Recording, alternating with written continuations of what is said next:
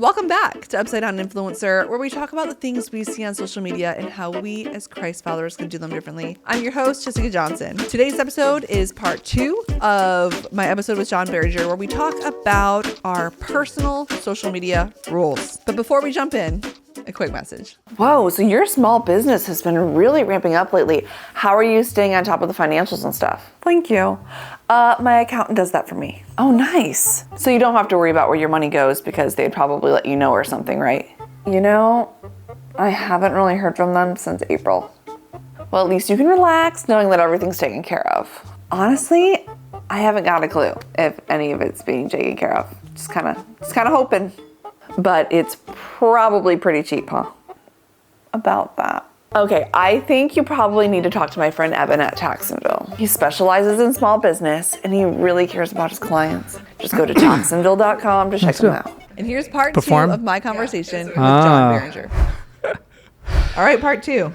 Welcome back. You never left, but never left. Where you are. Same place. Okay, so let's just jump back into where. No problem. Keep going. Global rules and personal rules for social media. This is a big one for me, okay? This is in my top 5 global social media, okay? We should separate suggested comments from your personal feed. Here's what I mean. Give me an example, yeah. So, if I didn't ask for it, I don't want to see it. I feel like, especially scrolling through social media is a bit of a roll of the dice. Where do they give you suggested comments? Not comments, more like content. Like, okay, you said comments. I thought. I'm sorry. I misspoke. Content. Yeah. Okay, so for example, say that whole sentence again. That way I can cut this globally correctly. we should separate suggested content, like the social media, Facebook, Instagram, YouTube is like, I'll bet you'll like this, and they just throw it in my feed. And then there's a personal feed. So sometimes I will see something like I've been getting on Substack lately. I really like Substack. I think I'm going to start generating content for Substack. But sometimes I'll see something and I'm like, wait a minute, I don't follow this person. And then I find a little thing that's like suggested. Oh. And I've seen that on Instagram or Facebook. It's everywhere and the now. algorithm is like, we think you'd like this. And it'll even like, this is a funny side note, but I have been very recently, like in the last couple of days, like suggesting to Danny, like, hey, what if we got a jet ski? Like just a really beat up jet ski. Because I've always wanted a jet ski. All right, so I went on Facebook Marketplace, like, how much is a jet ski? Is this way out of... And I have no intention of buying one, and I don't subscribe to a lot of jet ski content, but what do you think starts popping up in my feed? Tons of jet skis. Now the algorithm's like, oh my gosh, here's jet ski content. This guy's really into jet skis. I have never clicked follow. I've never clicked like. It's just like, oh, we saw you on Facebook Marketplace. I'll bet you'll like all this. And now I'm like scrolling through, I'm like, I actually don't want to watch a ton of jet ski stuff. I know. So my global rule would be that the suggested content lives somewhere else. Yeah, I would really like to see that. If Instagram or YouTube, if they think, we think you'd like this, no problem. Maybe I want to know that. But it's got to live somewhere separate than my... And I agree also, completely. Jessica, I don't buy it. I don't buy that it's always suggested content. I believe that some jet ski company paid for the ad and now all of a sudden someone's financially gaining out of me scrolling through the jet ski. And because it's probably true. It's probably I agree with that. I would say so separate sponsored or suggested content from my personal feed. I don't want to see it. Yeah. Well, because now all the time I'm on Facebook now, and I'll start reading a post about somebody. I'm like, wow, that's a really tragic story. Which one of my Facebook friends is this? And it'll be somebody that I'm not Facebook friends with. And I'm like, I don't know you. Like, it's one thing if somebody... The girl on the Instagram. I don't follow her. I don't know who she is. It just popped up. It's like, why is this on my feed? No, that's like that's what I don't understand. Because on Instagram, there's that explore page, and that's where you go and you seek it out. I'm scared of that button. Why are you also... I'm legitimately scared of that button. Oh, really? Yeah. Well, I get annoyed because why is it also showing up in my feed? Like, that's what the explore page is for. Why is it also just showing up? I think it's because they want to keep you around, and you might like this. Well, it's getting really frustrating. But that would be my global rule. Yeah. Like, you legally cannot do that. Yeah. You cannot show me content that I do not ask for. And not only because it is annoying, but here's the other thing. When I pull up whatever, YouTube, Instagram, Facebook, Substack, all the things, at this point, I am legitimately like, I'm not sure what's going to come up. I don't know. I have no idea. I'm torn, though. I am torn. As a content creator. You want... Because that's how my podcast gets discovered. it'll say what's suggesting on YouTube. It'll be like, I can go to my analytics and it can tell me what videos are suggesting my content. Yeah, there's like a little suggested thing on the side. Maybe an episode of Deep End for some reason at the end, it might suggest my podcast. It might, because these people are also watching this. So it kind of... So what would you do? How would you take my rule and make it better? I mean, I don't know how I would do it on YouTube, but on Facebook, I feel like I would want to see 2 separate feeds. That's like what I'm saying. 2 separate feeds. Like one's like what your friends are liking, what you might be into, like... What kind of friends do you have? That would... Right, yeah. But I would like that. I think that would be helpful to have... I just want it out of my, 2 separate feeds. Because I am also interested, because a lot of my friends have similar interests, similar whatever. Sure. And so I'm like, oh, blah, blah, blah, I like that. John like that. Right. Maybe I like that. That might be interesting. Yeah, I'm like, I like the way that John thinks. Maybe this video is going to teach me something.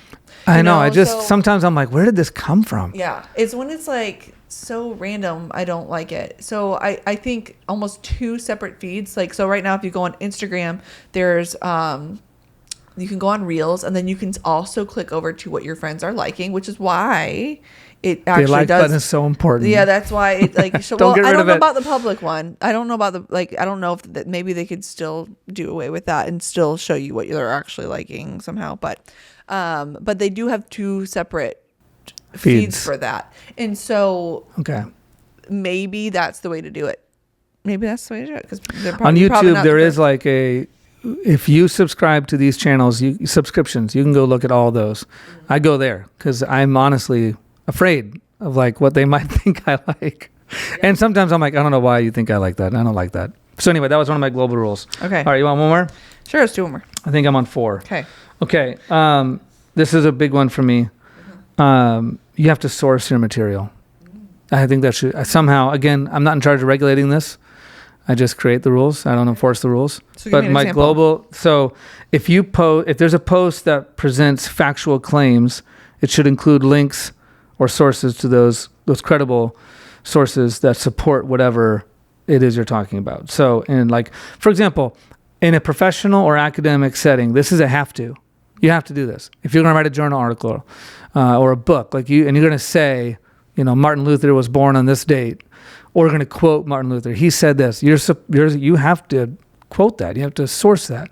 But on social media, I have seen videos where someone will say, at the Council of Nicaea, they decided this. And I've studied that, and I'm watching it, and I'm like, no, they didn't. Where are you even getting this? I know, that's happened. But I guess it's YouTube. You can say whatever you want. And there's zero... Okay, then how do you not encroach on freedom of speech then? Because there's a lot of times where we also live in a world where when it came to COVID and stuff like that, medical professionals were saying this, and this other medical professional was saying that. And there's a lot of differing opinions. And so we all had to go, I have to figure this out for myself. And this is what I learned. And yeah, you're not going to be able to quote me anywhere. I don't have anything written down, but this has been my experience. This product worked for me, and blah, blah, blah, blah. How do you... If I have no problem with opinion pieces. Okay. It's just like if you're saying like if you just straight up misquoted somebody or you're quoting somebody. Like I said, this is probably impossible to regulate. I don't know how you'd regulate it. Okay. I'm not responsible for that. And nor am I in charge of anything related to social media. It is like nails on a chalkboard to me when someone go back to the Council of Nicaea. At the Council of Nicaea, they did this, or they decided this, or they said this, and I'm like, where are you getting that? Now, if you were like, now I suspect that at the Council of Nicaea they did talk about this. Well, that's different. You know what I mean? Or if it's just your opinion, or I think, that's fine. I think you shouldn't get the vaccine during COVID. That's fine. That's different than I've done the research and the vaccine's horrible. And then I'm like, where's the research? I'm like, I'm not going to show you. Just trust me. I've done it. And again, I'm suspicious of everything. So I'm like, I don't buy it. I don't know why, like in an academic setting, in school, even in professional, if you write a book, if you publish journal articles and books, you have to source your material. I don't know why in social media, it's like, just wave it. You don't have to do that. Now, I watch videos and they'll pull stuff up They'll even like, the video will cut in half and they'll show where they got it. So it's not like everywhere. Well, it's probably because there's so many situations where even me, I'll be like, I don't know where I heard this quote, or I heard somebody say something, but that's different. And I don't want to be punished by. That's different than, that Jessica Johnson said that she doesn't like holy movements of the Holy Spirit on camera. She said that. And I can just say it. I can just say it about you, Jessica. It doesn't have to be true. I don't have to source it. It'd be different than like, I swear I heard Jessica say something about this. That's different than like factually saying, Jessica said the Holy Spirit movement should never be on camera. And I know that. And then all of a sudden people think you said that. I don't have to back it up. I don't have to source it. I can just say whatever I want, whenever I want about you. And then I don't have to, there's zero accountability. Yeah. So I don't know what the rule would be, but I don't know. There's got to be some. That's giving me something to think about. I'll have to think about that one. You got to source some material. Because I agree, but I also feel like if I really sat and thought about it, I'm like, well, they probably don't do it because of this and this and this. Like, right? What would be some of those? Well, I don't know. I just said if I really sat down and thought about it, I could maybe figure out why. Even if someone said, see the description below, or in the comments, I will write the episode that she said that. The fun out of social media. I did write in my notes. Maybe it would make it too serious. I don't know. That'd be fine with me. I did write, this would bring down the amount of factual claiming if people had to do that. Well, if I had to cite my sources, I'm just not going to say it. It's like, well, good. That's good. I think we win. I think we're winning. If you can't actually source it, I don't know where I read it, but I read it somewhere. Then don't say it. Or at least don't present it as a fact. Yeah, maybe not present it as a fact, but maybe more something that's like, I really like this idea. Right, that's fine. Like, I heard this somewhere. Because all the time, I'm like, oh, I heard a pastor say this, but I don't know who said it. But people will tell me things. In my world is theology and Bible and philosophy maybe, but they will say something to me and it'll come across as like factual. And I'll be like, that's interesting. I've heard the opposite. Where'd you get that? Oh, I saw it on YouTube. Well, where'd they get it? And they're like, that's where I heard it. YouTube. That is the source. And I'm like, no, the source is from somewhere else. You know what I mean? Yeah. So I just think, I guess some version of fact checking, sourcing materials, that kind of thing. Well, I do think nowadays there is that's a whole rabbit hole, because are we going to leave fact checking up to Instagram and Facebook, whatever? Because they can tell you you're wrong all the time about random crap. Because they could lie about the source. Well, yeah, because there's fact checkers. I don't know who exactly is the ones doing it, but like Instagram has a fact checking system. Isn't that interesting though, that you don't know who's doing the fact check? Yeah, well, that's what I'm saying. I feel you're like, no, it ran through a fact checker. It could, but I don't know anything about it. I think it could cross. It could start leaning into them violating some of our freedom of speech, and and maybe that could be why they don't do it. Yeah, I acknowledge and it's messy. They do, because there are things that I see on social media still that will be like, this is false, and I'm like, oh, is it false? You know what I mean? Like, but I think my point is, it doesn't matter. Like, you can just get on there and say whatever the crap you want. Yeah. And you don't have to be right, and that kills me. It bothers me, but I understand the messiness of it. Yeah. I wipe my hands clean of having to regulate it. I have no idea how you would do it. Maybe you can't. I don't know. I don't know. And you're right. Like, how do we even know? I have to think about the fact, But if I'm reading a book, like, for example, if I'm going to buy a book and I open up this book and I see that it doesn't source anything and there's no right. I'm like, nah. Yeah. I almost always am like, nah, I'm not interested. Okay. Unless it's like a personal story. Yeah, unless it's like, but that's what the book is. Yeah, the book is like, my personal opinion on this. Yeah. But if it's like, if the book is like, I'm going to teach you about this subject without any sources or information, I'm very like, well, then it's your opinion piece. And I don't know. I don't know how to articulate it, but some version of, you have to source your material. I'm listening for it. I heard a rumble of thunder, so I'm like, hopefully it doesn't start raining. All right, because then we'll ruin it. All right, so now you're up. Okay. You're on your fourth one, I think. All right. And you'd probably agree with this one. Oh, boy. And this thing is a work in progress, okay? Like, this is going to have so many offshoots that you could go to in 1,000 directions, but so I'm going to be as general as I can. I use AI to support my content, not to do my thinking for me. But it's hard because in some ways I can describe what I use AI for. You're like, isn't that thinking for you? Well, I'm like, well, not in the context that I'm referring to. There's some things I really love AI for. And it helps me a lot, especially now as a mom of 2, doing a podcast by myself, and also trying to pursue some of my own social media stuff. I have to use it now. I mean, I should, because I'd be dumb not to use something that's going to make my workload easier in a lot of ways. So I use AI for some stuff. I use it to help Everybody me. uses AI, yeah, right? It helps me clip some stuff for the podcast, and then if I don't like the way it clipped it, I adjust it, When you say it clips, is it like editing things for you? Certain stuff. Yeah, I can take this episode and I can upload it to a program, and it'll take some of the strongest moments, and it'll cut it for me. It's going to AI me. And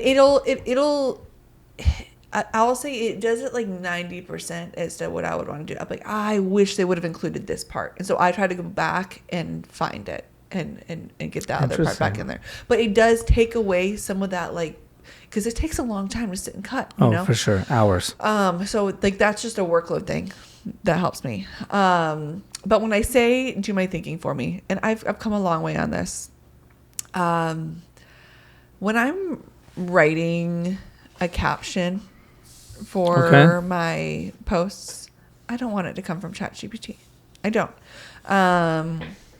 If it's something that I have to wrestle with, or even a caption isn't even the best example, because that one's easy to kind of think for myself. It's more, say I want to put on like a carousel, which is like multiple swipe throughs of something. If I had like a deep thought or an idea, I'll typically, if I don't feel like I'm ready to make a whole video about it, I'll do it in a carousel. You kind of swipe through 5 or 6 images, and it'll be words or a topic or something like that. What I think is happening is people will come up with the idea, and then we're like, I bet I could do a post about this, and just kind of tell ChatGPT, make a post about this. And it can come up with something really deep, really thoughtful, probably theologically sound, and it can be great. It can be really great. Okay. But for me, I want to make sure I wrestle with it personally. I mean, that goes back first. to your listen to the Holy Spirit thing, right? Everything. So there's a theme here. So you're not wanting to replace the Holy Spirit with chat. But mostly because, and I actually talked about this on my last episode. I did a short solo episode, last episode. But something that I've been noticing, wondering, that's the word you used last time you were on this podcast. Sometimes I wonder if when I'll see spiritual leaders, pastors, whatever, even posting something, and sometimes I wonder if they posted it because they actually care about that topic, or if they knew, man, the Christians are gonna love this, and the world is gonna hate it, and this is just like, this is hot content, and it's gonna perform well. And both the backlash is good and the applause is good. And because even the backlash of the comments or whatever, like, that's fuel, right? And I'm not saying everybody does this. It's just something I wonder sometimes when I see, and I shouldn't even say when I see it in myself. So I don't want to just say when I see it in others. I see it in myself. Sometimes I'll think about something, I'm like, that would probably perform really well. But that should not. Do you run your camera? That shouldn't be my motivator, right? No, I try not to. What shouldn't be your motivator? It's going to pop? The fact that it just, because it's going to perform really well. Now, there are specific, for upside down influencer, I don't think that's a good way to think. For my personal content, when I'm just making goofy videos, that's different. I most definitely would be like, that's a funny idea. That's going to perform really well. But I don't have your the same treadmill video. Yeah, I don't have the same type of conviction there. But if I'm sharing something spiritual with like depth, like about the Lord, I don't want to just think it through the lens of this is going to perform really well for the Christians. I don't think that's right. And so I think AI kind of, it has given people this shortcut of, oh, I have this idea for something that's going to perform really well, and it could also think about it for me and write it for me, and you know what I mean? And again, there's tons of nuance into that thought. It could literally be an episode on its own about AI and thinking. Oh, yeah. Because again, I course. use it for a myriad of reasons, and it's so helpful in so many ways. What percentage? So when I was on MySpace years ago, right? Probably I'm seeing 0% AI, right? Or 0 to 5%. When I'm just on Instagram or Substack or YouTube, what percentage of AI do you think I'm seeing? Like AI was somewhere. They were in the writing, they were in the posting, they were in the video or the image. I think a ton. I think so too. A ton. You think it's over 50%? And I don't, and again, I don't even think that's necessarily a bad thing. I don't. I think it's how you use it. I don't like when But that's everything, right? Yeah. Yeah. Yeah. And when I say, there are certain posts right now that I'm like, I know you used AI for that, because the AI is picking the same 3 fonts when you ask it to make me a graphic of whatever. I'm like, like that's what they call AI slop. Like, I'm like, right. Okay, it doesn't look, it looks better than you probably could have made yourself, but that doesn't look good. So you're not going to use AI generated content? Is that the rule? No, I'm going to use AI for things, but it's more, I don't want AI to replace my wrestling with the Holy Spirit. I think that's so you would never be like, dear AI, thing. should I go with this sponsorship or not? Back to your first original. Well, that's actually a little different, because that might weigh out different things for me, like dive more into analytics of something. But I wouldn't ask that from a spiritual lens. I might ask that question about more like numbered related things. I wouldn't ask that question about because it's just related. Doing better math than you can do, right? Or more math than you're capable of doing. It just knows more. Yeah. It can do a lot of more research than I could. Yeah, here was my AI rule. I don't know if it's the same as yours or if it's because yours is personal and mine's global. Mm-hmm. All AI content has to be watermarked. So, again, I don't know. It's messy. I don't know how you'd regulate it. I'm just on the idea board for global social media rules, and I would throw out, hey, if it's an AI video, you need to acknowledge it. Kind of like with the sponsorship advertising. Like, it's got to have a watermark. It's got to have some version of acknowledging to the person on the other end, hey, this is AI generated. This isn't actually Jessica. This is an AI Jessica. Or this is not an actual, something you might have in your hand. Like, that's not real. It's AI generated.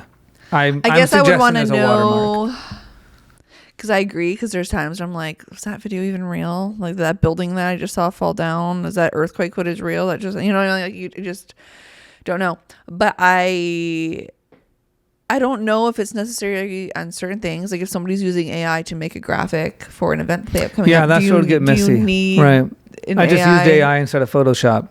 Yeah. Do you need that? Do I have to do that? I don't know. Like, but Instagram now has it's pretty good. It's doing a good job of knowing what's AI and what's not. It'll say AI info at the top. Yeah, because I who probably helps them detect if it's AI or not? Who? AI. Yeah. It's all cyclical. Yeah. I don't know. Yeah, our AI detection determined this was AI. Correct. Kind of like your fact checking. I'm glad they fact check it, even though I'm not sure I understand the fact checking. Well, I'm just checking my baby monitor. Yeah, that one is similar to one of your I do other agree things. that AI is kind of the Wild West. I have all kinds of opinions about them. I'm not quite sure. You should listen to your last video. I will. The one with the Christian AI guy, the why it's important. It's actually really necessary that you use Christian AI. It's really necessary that I use it. I think it is. It's necessary that I use Christian AI. I think it's important that as a believer that. Where would it be necessary? My knee jerker is to say no, it's not. No, not 100%, but I think for certain things, like what? I think it's important, especially for your children. Okay. You should just listen to it. I don't, because that's a whole conversation. Okay, so I got to listen to it too. You do. Okay. Yeah. My knee jerk is no. Yeah, I think But I trust you. it's good for like your daughter, like with the age limit thing when it comes to social media. I think it's in the same. AI could help me parent my daughter. It's the same vein of like protections. I think, especially Okay. for. I mean, I use for AI. Who kids. doesn't use AI? Yeah. I mean, AI at this point it is replaced almost. Like I'm going to do a Google search for, a bread recipe. Yeah. You know what I mean? Why? Just go to chat. Well, because So I get that. Okay. The one thing I will say that I think that would be a good takeaway for why it's important is there's the amount of companionship that's happening with AI. People are treating it like a friend. They're treating it like, and for someone like your daughter who's going to be using AI, She already is. right? Yeah. Christian AI, especially AskLight AI. Are you getting paid to sponsor this? No, but I might. I'm not. I might. I'm not getting paid. No. So how would it help? Because it's going to. They're trying to prevent companionship. Oh, it's not gonna. They're trying to prevent She could use companionship. this AI, and it's not gonna try and ask her on a date or something like Well, that. they're just trying to prevent. They're trying to point you back to the Holy Spirit, trying to point you back to your local church, trying to point you back to. Now, it's not going to be perfect. They're refining it all the time, trying to prevent companionship. Okay. But like these are things that are important. I'm suspicious, Jessica. No, I'll check it out listen out to of a trust for you. I will check it out. Listen to it. I would like them to sponsor me. But as of right now, they're not, and all of your suggestions are genuine. They are genuine. Let's be honest, up front. True. Yes. Authentic. Yes, All right. authentic. Okay, was that me or you? Who just went? I just went. Well, you went, and then I added because I I said think I'm going to take this watermark. episode and I'm going to divide it in half. That way, I have We did two that last episodes. time. Yeah, except last time was because my microphone went out. Oh, that's right. But this time we're just talking. For a I long have time. more rules, but I also have. Let me see. Oh wait, I have one more that I think is really let's go. important. One more. There are other ones I could say. But I could say them another time on something else, like my own episode or something. This one though I think is absolutely important for me. Is I have accountability. Okay, so that's a rule of yours. Yes, it's a rule of mine. You talked about this last time. And I'm not time. going to say that it needs to be a rule for everybody else. It's something for me, especially with this podcast. Not like personal. I might not be, unless I mean, don't get me wrong. I share stuff about the Lord and stuff on my personal account all the time. But here, I feel like I have more, even though my following is less. This is a Christian podcast, right? Like, and so because of that, I've asked certain people in my life, can you be just paying attention to my stuff? If I ever say anything that you heard that was Have they done that? Have they acted on that yet? Any of those people? Not yet, but I think it's because I haven't said anything yet. Because they're so awesome. Yeah. But I know their eyes are on it. And that's helpful. Okay. Whether I see them, whether liking and sharing my stuff. So I know they're paying attention. Because they're liking it. So don't remove the like button. Don't remove the like button. But it's important to me because I, just like anybody else, am human. I may say something dumb. I want protection for myself and for other people. I don't want to spiritually hurt people on the other side of what I'm saying. So that's for me. I have specifically asked people, hey, How pay many? attention to this. I have about, I would say 3. Yeah, so 3 people that are engaging with your content, and part of the purpose is, hey, let me know if I'm off or I shouldn't have done that, or do you ever give them stuff ahead of time? Like what? Like, hey, I'm going to post this video or this thought. Okay. Yeah, I told. And they give you a thumbs Terrell, up. April Terrell. Okay. I told her, this is a series I'm thinking about doing.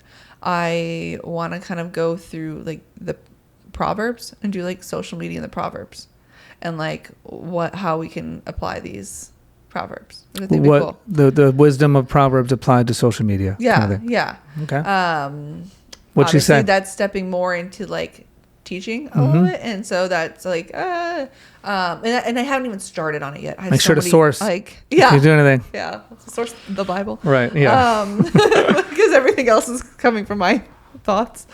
But I just told her this is something I'm thinking about doing. Yeah. I'm like, so when I do, is this something that I can send to you ahead of time? That's good. Because, and I have it in there, so a little fuss. Do you see that? It's I just did not. like floating in front of my eyes. There's I did too. it's a little dust particle that's catching the light.